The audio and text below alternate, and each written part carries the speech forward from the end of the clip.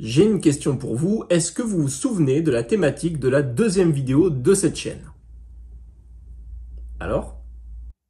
Bonjour à tous, bonjour à toutes, bienvenue dans cette nouvelle vidéo, bienvenue à vous. Aujourd'hui, je voulais faire une petite vidéo pour réagir, pour débriefer un peu cette semaine de cours en licence 3 en réagissant, ça y est, à ma première note. Je viens récupérer cette semaine mercredi, donc c'est ma première note, c'était un travail de recherche, un travail de commentaire de documents qui à l'origine devait se dérouler à l'oral. C'était la consigne de base. Bien le bonjour à toutes et tous, bienvenue dans cette nouvelle vidéo. Pour celles et ceux qui ne me connaissent pas, je m'appelle Julien et je suis en 5e année d'histoire politique.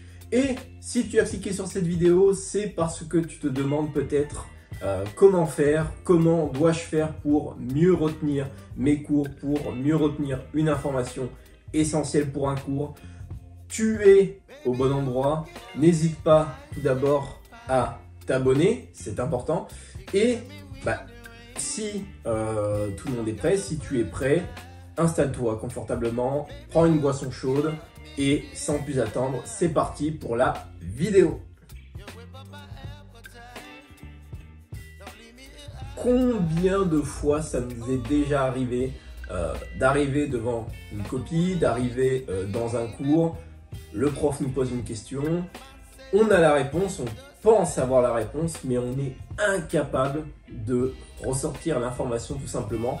Alors qu'on le sait, comme on dit, on l'a sur le bout de la langue et la plupart du temps, ça nous revient un peu après, voire quelques heures après, on se dit putain merde, je savais que c'était en 1453 que les Ottomans prennent Constantinople. C'est fou, genre... de se retrouver dans ce type de situation et de se dire merde mais qu'est-ce qui se passe, qu'on a l'impression de se sentir bête, on a vraiment l'impression de ne rien savoir alors qu'on le sait, mais en fait c'est tout simplement un travail qu'on doit faire au préalable sur notre mémoire. En fait la mémoire, vous l'avez déjà entendu, hein, on a déjà dû vous le dire, c'est comme un muscle en fait, et si on ne travaille pas ce muscle, ce muscle il va se ramollir, il va perdre en élasticité, il va perdre en ce que vous voulez, hein. Je ne suis pas un expert en anatomie, mais bref, vous comprenez la métaphore, vous comprenez son sens.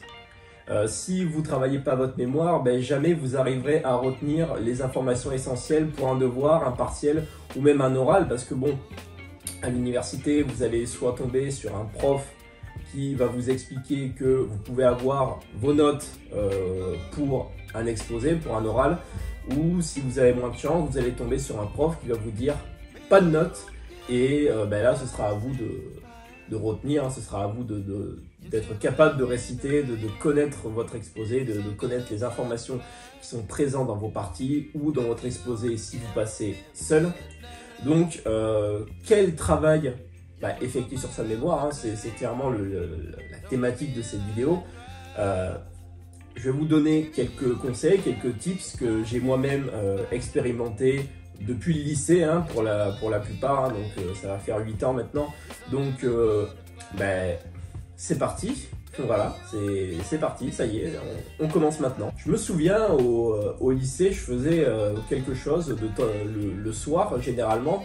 C'était avant ou après le repas, alors ça dépendait des périodes, mais quand en fait je ne savais pas, ou plutôt quand j'avais des lacunes sur une question, sur un cours, je prenais soit une notion, un bouquin ou une vidéo sur internet et je prenais des notes en fait sur cette vidéo. Je prenais une fiche Bristol à côté, hein, je gribouillais quelques notes, je relisais ça me prenait une trentaine de minutes, quarantaine de minutes grand max, et après j'allais vaquer à mes occupations.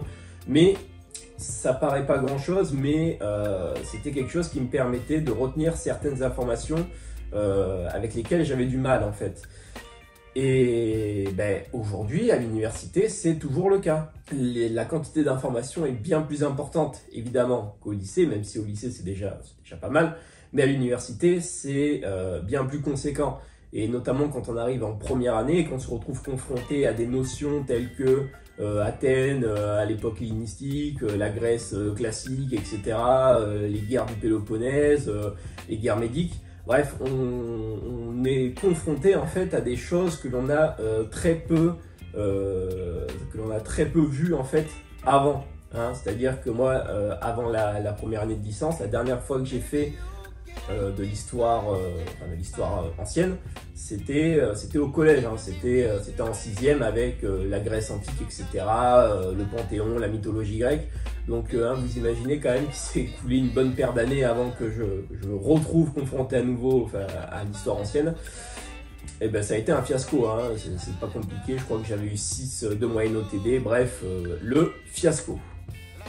Et justement en fait, ce type de méthode, hein, ce type de pratique, comme je l'ai dit, ça paraît simple, hein, de se dire bon c'est 30-40 minutes, bon après à l'université vous pouvez pousser à 1 heure voire un peu plus, mais c'est simple certes dans l'explication, dans la pratique, mais franchement ça aide. Si vous avez des lacunes, par exemple, je sais pas, sur Périclès par exemple, on va rester sur l'histoire ancienne, qui n'est pas du tout la période que je maîtrise le mieux, mais si vous avez des lacunes sur Périclès, sur son parcours, sur sa vie, sur ce qu'il a entrepris pour la ville d'Athènes, alors allez sur internet, hein, allez sur Cairn, allez sur Persée, etc.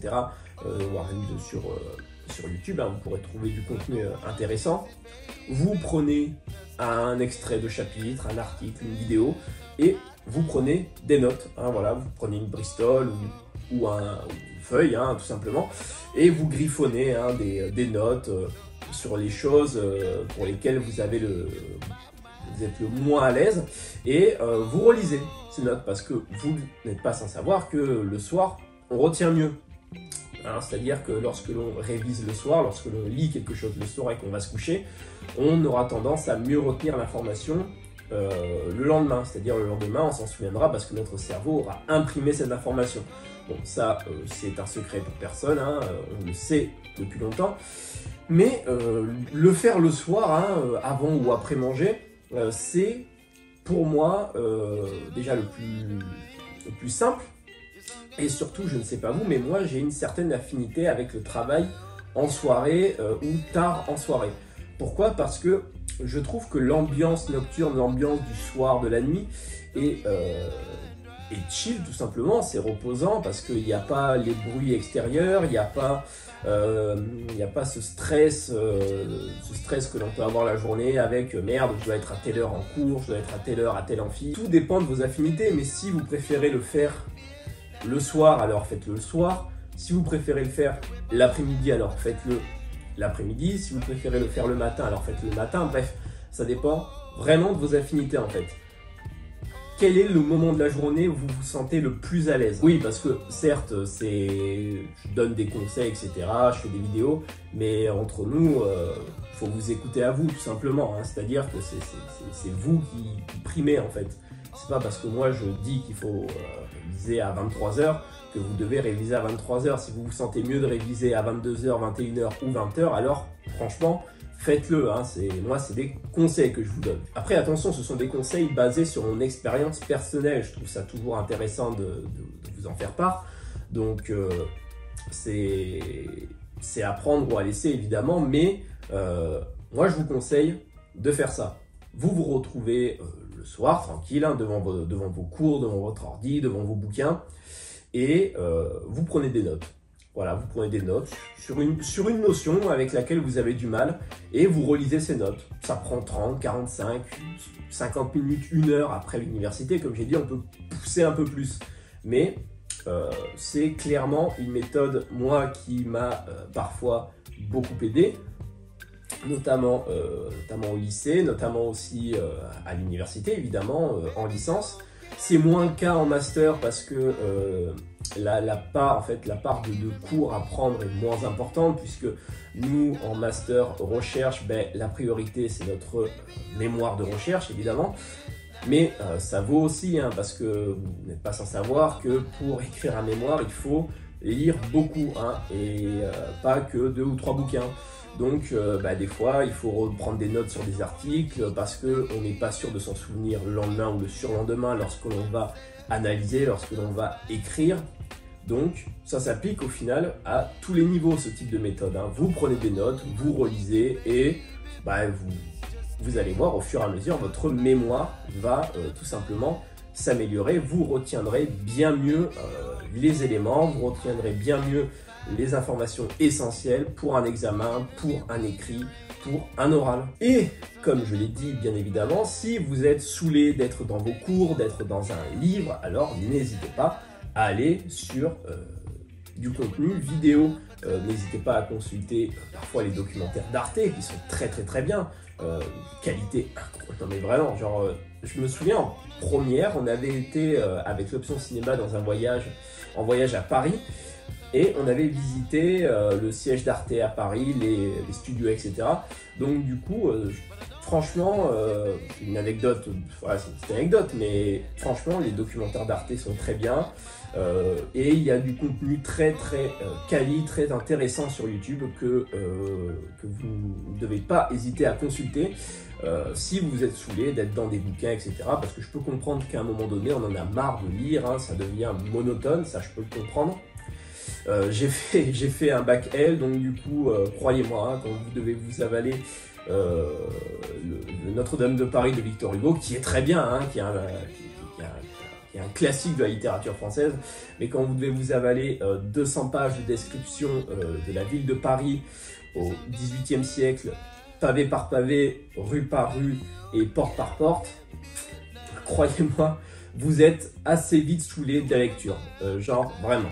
Et un autre conseil pour travailler ta mémoire, si tu as peur d'oublier cette chaîne, alors n'hésite pas à t'abonner et à regarder une vidéo par jour, hein, ça te permettra de ne pas oublier cette chaîne.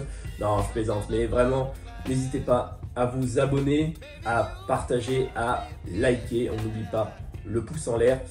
Si jamais vous avez envie de partager cette vidéo à vos potes, alors n'hésitez pas.